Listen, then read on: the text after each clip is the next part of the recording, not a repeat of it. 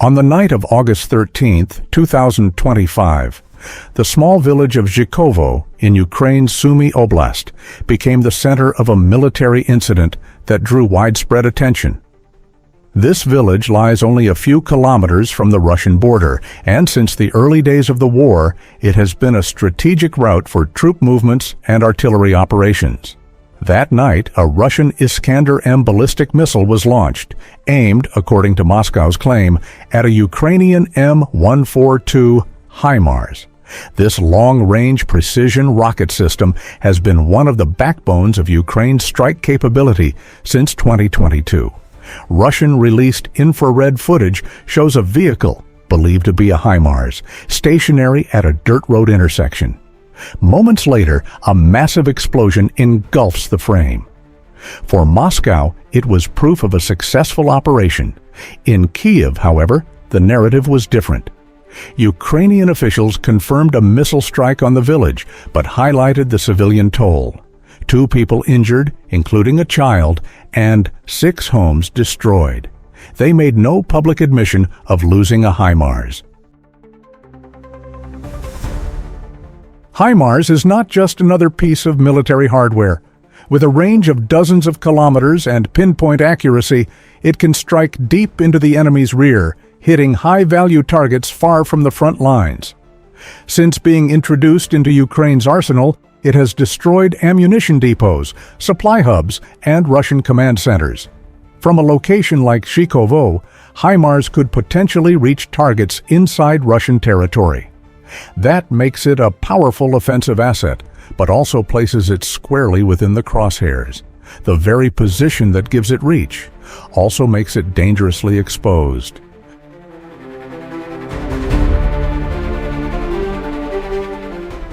Russia doesn't leave the destruction of HIMARS to chance.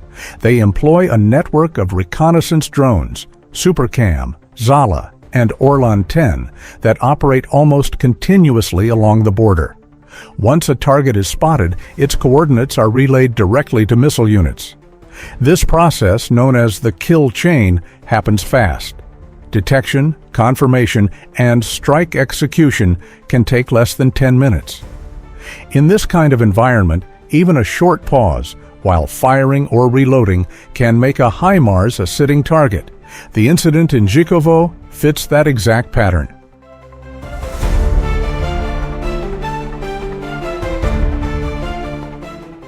The Iskander M is a tactical ballistic missile purpose-built to defeat modern air defenses.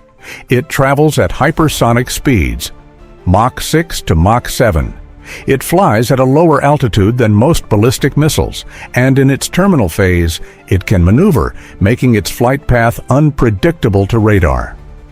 Ukraine does possess some systems capable of intercepting such missiles, the Patriot PAC-3 and SAMP/T, but these are few in number and are typically deployed to protect major cities. Border regions like Sumy rarely receive such coverage. This leaves strikes like the one in Jakovo with virtually no real interception threat. If Russia's claim is accurate, the loss of a HIMARS in Zhykhovo would be a tactical setback for Ukraine. While it may not shift the overall strategic balance, given that Ukraine still operates multiple HIMARS units and could receive replacements from Western allies, it does reduce long-range firepower in that sector. It also sends a sobering reminder. These prized systems, no matter how mobile, can be tracked and destroyed when operating under the watch of persistent enemy surveillance.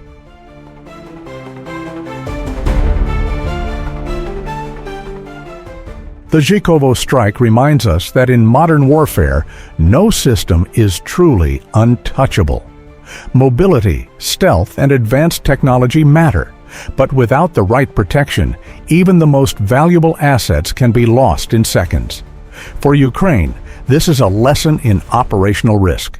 For Russia, it's a showcase of precision and timing.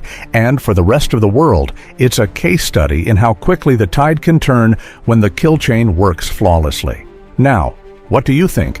Was this strike purely a result of Russian technological advantage, or was it a lapse in Ukraine's operational planning? Drop your thoughts in the comments. I'll be reading and responding.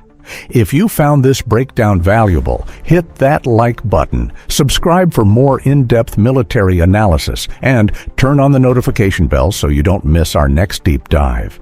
The battlefield is changing fast, and so should the way we understand it.